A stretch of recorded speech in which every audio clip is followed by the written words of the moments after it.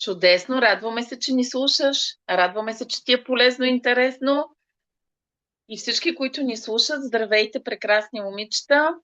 Днес темата е много така хубава и интересна. Надявам се да ви хареса. Какво ме оживява е темата днес.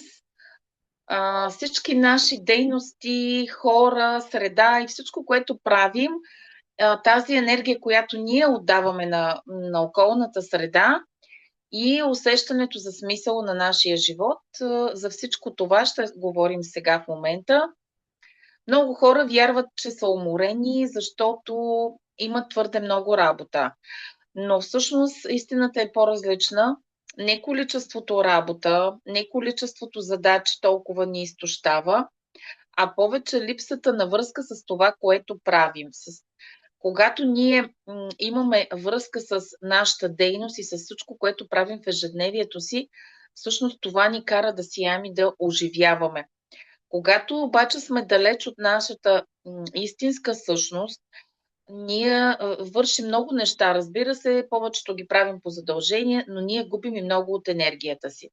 А когато сме близо до себе си и до това, което сърцето ни желае, дори след дълъг и труден работен ден, ние можем отново да се чувстваме вдъхновени и изпълнени с енергия, защото правим това, което ни доставя удоволствие, което душата ни иска.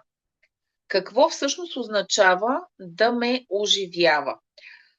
Това са онези моменти, в които за нас сякаш времето спира. Ние работим нещо, правим и го правим с такава лекота и с такава емоция, че просто времето наистина спира. Не поглеждаме часовника и той вече е минал почти целия ден.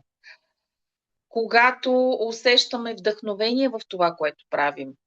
Знаете, че много пъти ние се чувстваме въодушевени или от други хора, от историите на други хора или от това, което ние създаваме като история за хората, и това също ни носи голяма радост и ни оживява. Чувстваме също така, че сме на правилното място. Това е много важно. Както така много пъти се подчертава в маратоните, надени на правилното място, в правилното време и естествено с правилните хора. Когато се чувстваме на такова място, ние знаем също, че това ще ни донесе радост. И удоволствието от това, което правим, всъщност е едно състояние на едно вътрешно съответствие между нашето сърце, душата и действията, които предприемаме. Кои дейности мислите, че могат да ни връщат енергия, да ни зареждат с много жизнена енергия и така да ни дават смисъл? Всеки човек като цяло има различен източник на енергия.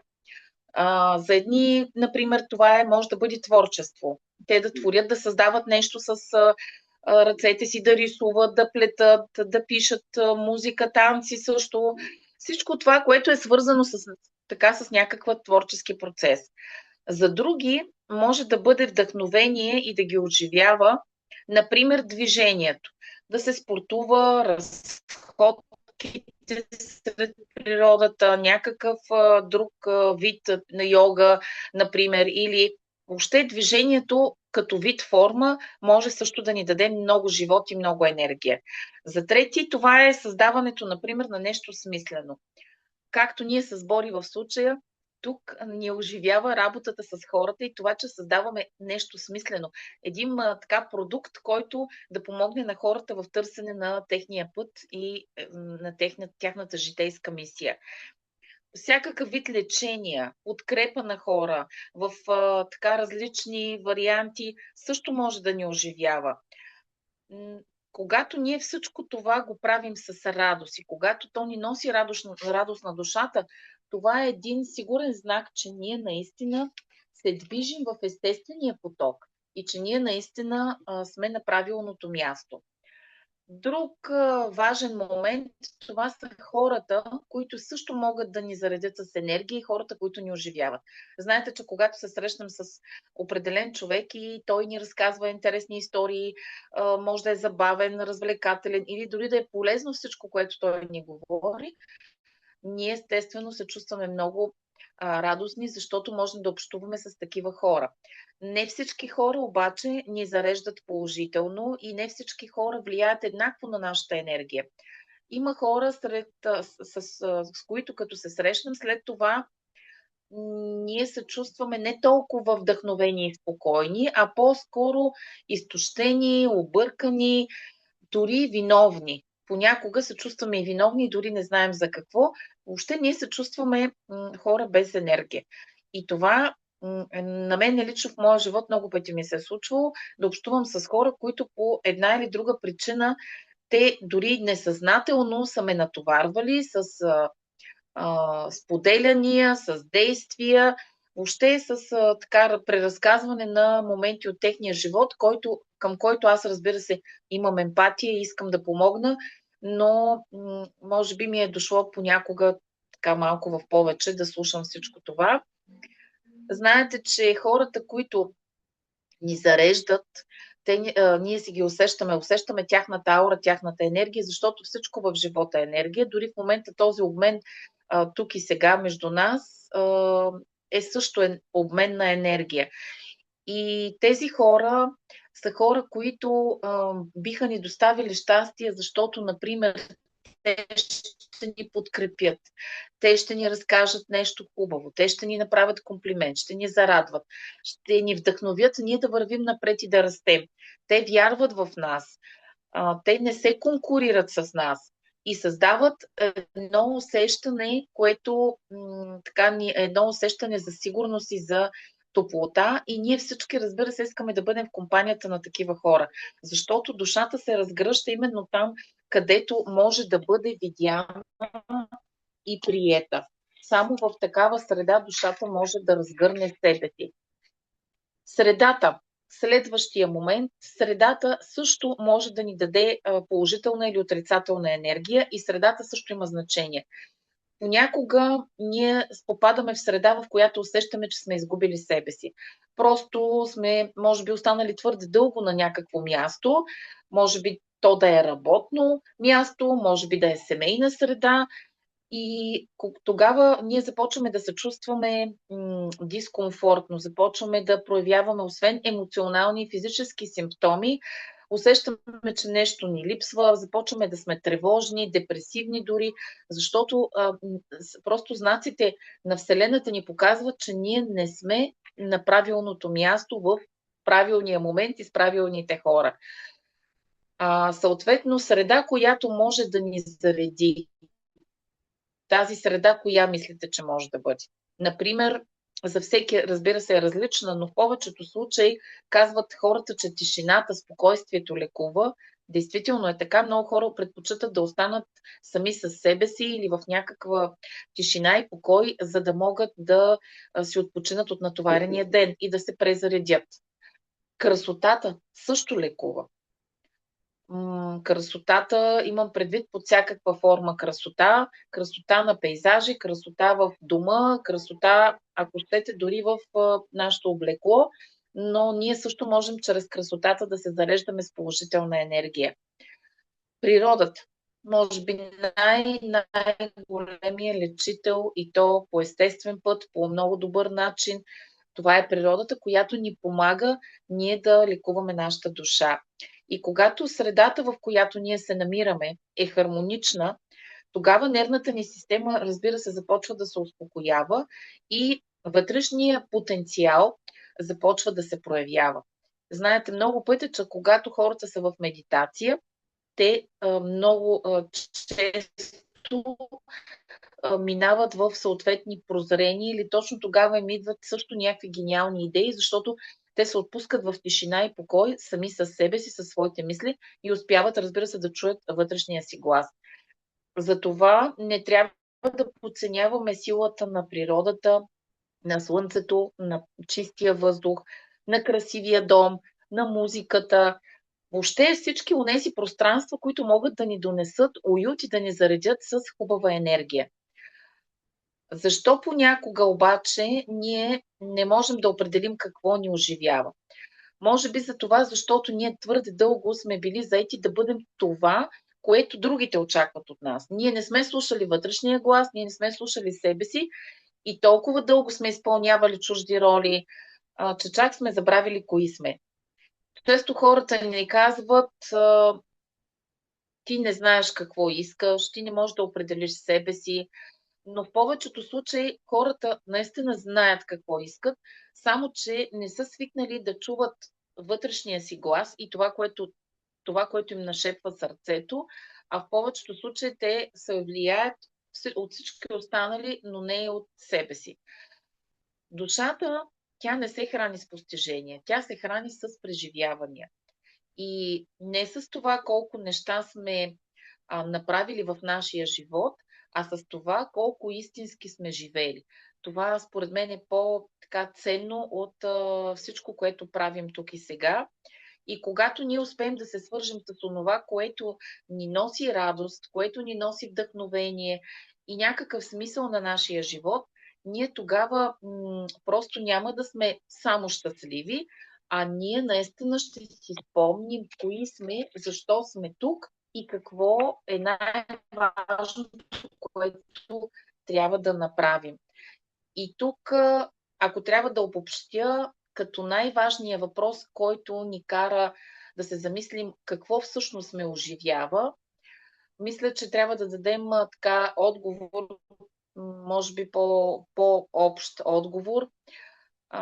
Оживява ни този живот, в който ние имаме енергия.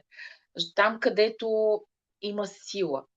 Там, където има радост и там, където, разбира се, душата намира своя път и се чувства добре и комфортно. Това са, може би, така всичките моменти, които ни дават една хармония на душата и ни помагат ние да се чувстваме пълноценни там, където се намираме, с хората, с които сме, в подходящата среда и, разбира се, в така най-прекрасното време от нашия живот. Мисля, че ще ви така допадне тази хронология, по която аз минах. Ще се радвам да споделите дали вие усещате по този начин тази тема и какво вас ви кара да се чувствате живи, радостни и на правилното място във вашия живот. Боринка, би ли споделила? Ами за мен в интерес на истината е много важно да ме оживява. Когато времето ме минава е така на един клик, просто тогава нещото, което прави, то ме е оживило. Аз толкова съм се вглъбила в него, че времето просто лети. Дали ще правя нещо задълбочено, дали ще бъда с някакви хора на някакво място, то когато ти е толкова интересно, когато си вътре в нещата, времето минава. Просто си лети, просто не усещаш кога е сутрин, кога е вечер. А когато има тази монотонност, тежест, когато не е твоето, когато не е нашето нещо, ние постоянно гледаме часовника си, сега трябва да правя 10 часа, след половин час поглеждаш, то станало 10:05. Едни такива неща, това са едни тежести, както и едни разговори с хора, както казват хора вампири.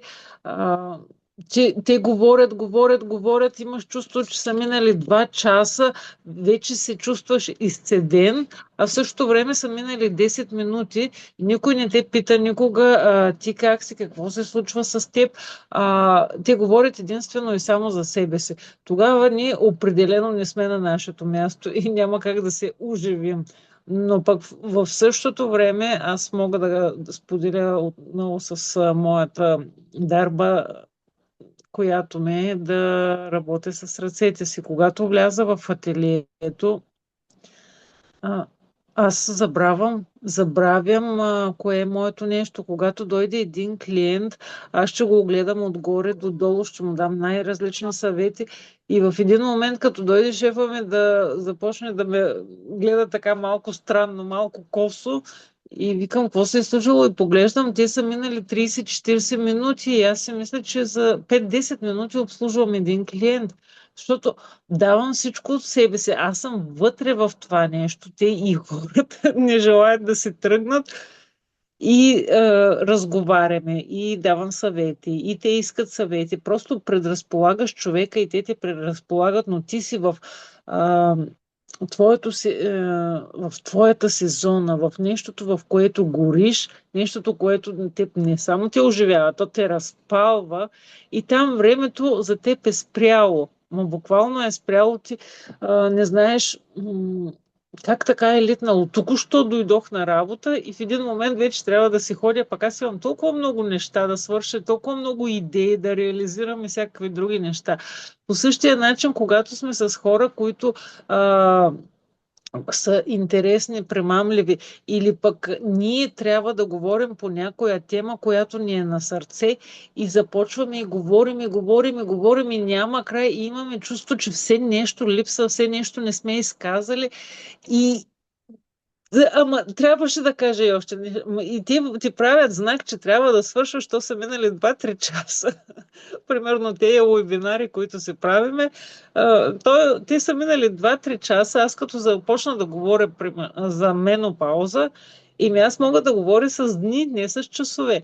И като вляза в тая енергия да говоря за менопаузата, и край, то си е моето. Изобщо не забелязвам кога са минали 2 часа и примерно водещата каже, добре, малко вече закъсняваме, че минаха 2 часа, доста се... Как минаха 2 часа? Аз взех думата току-що. И едни такива неща, които на нас не идват отвътре, на нас са ни на сърце, както хора, както словоизлияния, както действия, които ние правиме, тези неща на нас не оживяват, нас не разпалват, ние горим в това нещо и се чувстваме себе си. И никой нас не може да не спре. За нас времето не спира, за нас ние хората не ги забелязваме тогава ниски, дебели, красиви, грозни, лоши, добри или по-скоро добри, по-малко добри. Просто за нас има един свят, който желае нашата личност да се представи с действие, с личностно излъчване, с ораторско изкуство, с дарба, с някакъв талант или просто с друг вариант, просто присъствието да изслушваш. Това също е една много голяма дарба, където ти казваш, да, той човек има нужда от споделяне. Не е това вампирското споделяне, а той споделя душата си, неща, които никога не е казвал на никого, но просто намира в нас тая светлина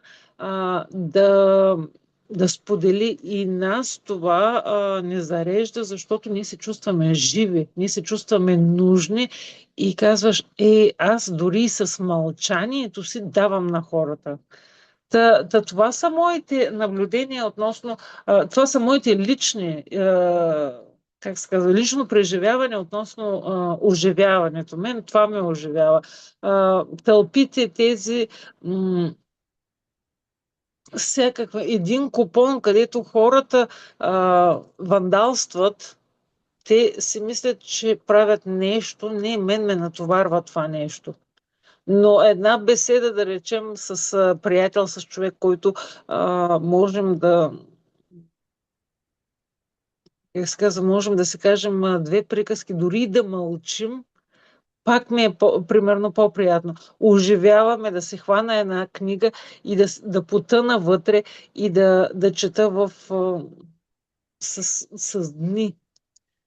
И просто всеки се намира различно, но колкото IQ-то, както казваме, е по-високо, просто оживяващите ни фактори са много по-интелигентни, за разлика от това да отидеш да се напиеш, да се разкрещиш, да набиеш някого, така заради играта, за закачката, нали, то малко не го разбирам. Аз може би съм от малко по-друг свят, но си е различно за всеки.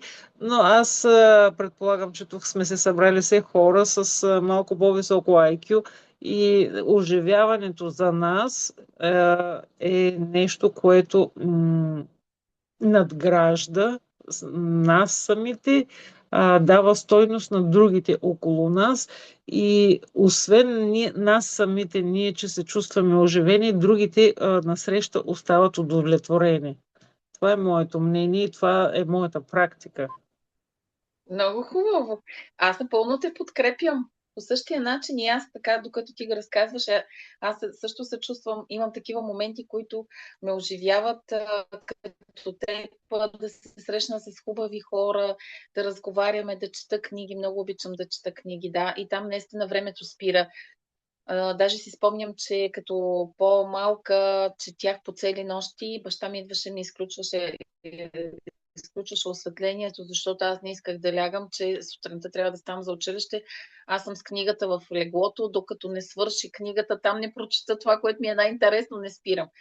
Така че много, много неща и мен ме оживяват и е много хубаво, че се ги споделяме, че обръщаме внимание на тях, защото трябва да се концентрираме точно върху тази хубава положителна енергия и както малките деца, като излязат навън да играят, те забравят за времето и от сутрин до вечер са някъде навънка в игри, улисани, в тичане по същия начин. Е хубаво и ние вече като по-възрастни да се връщаме към тези прекрасни дейности, хора, ситуации, дори среда, които ни карат да се чувстваме наистина живи и пълноценни. Благодарим ви, прекрасни момичета, че сте отново с нас и Може ли ще аз се да споделя радваме. след това, майче? О, да, разбира се, Христинка. Много ми е хубаво да кажеш и ти нещо, да. Очакваме с нетърпение.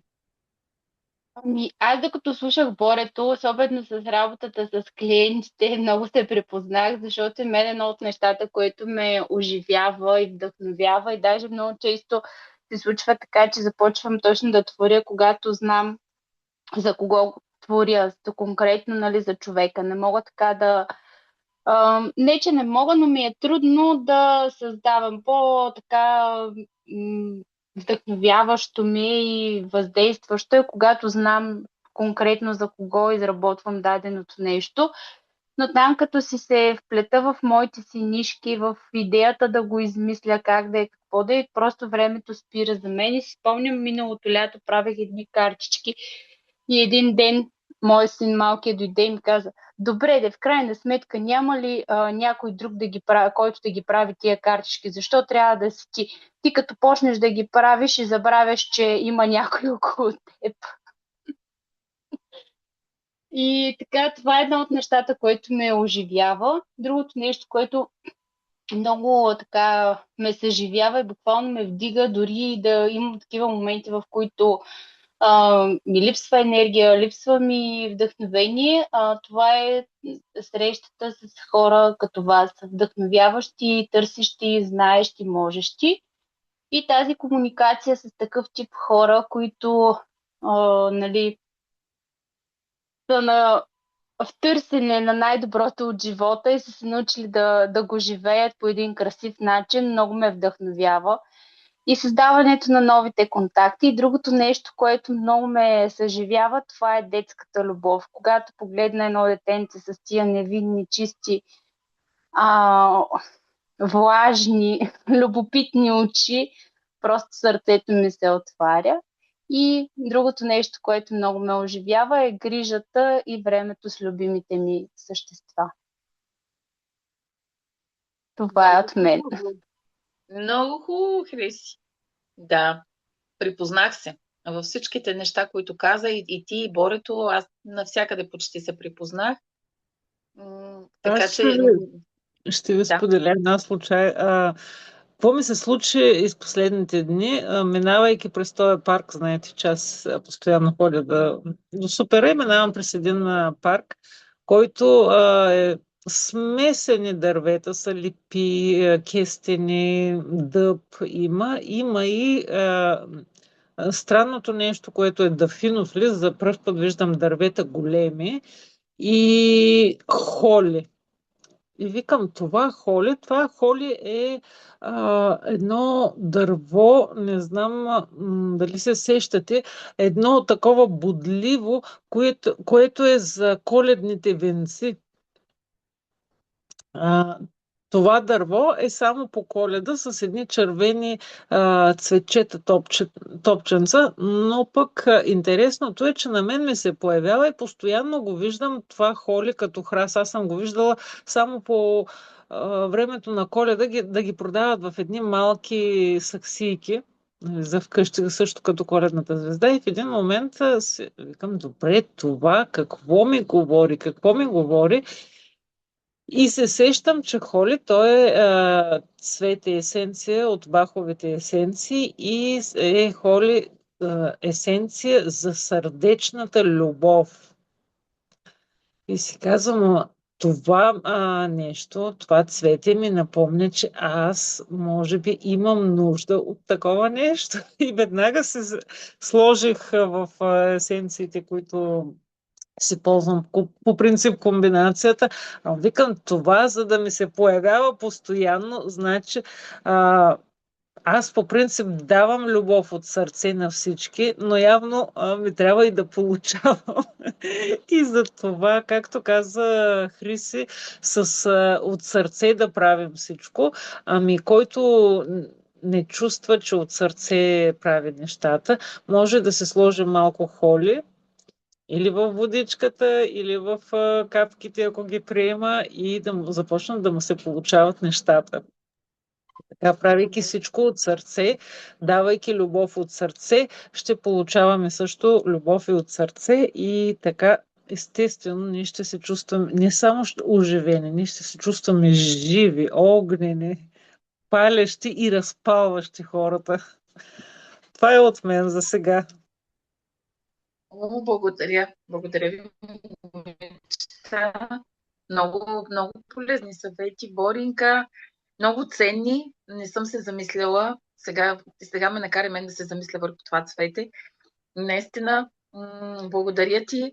Благодаря на Хриси, на всички, които се включват и с нас. Надявам се, че ви е било интересно и полезно. Продължаваме заедно утре в 12:12 с следващите хубави теми, които сме ви подготвили. Целувки и прекрасен следобед, момичета!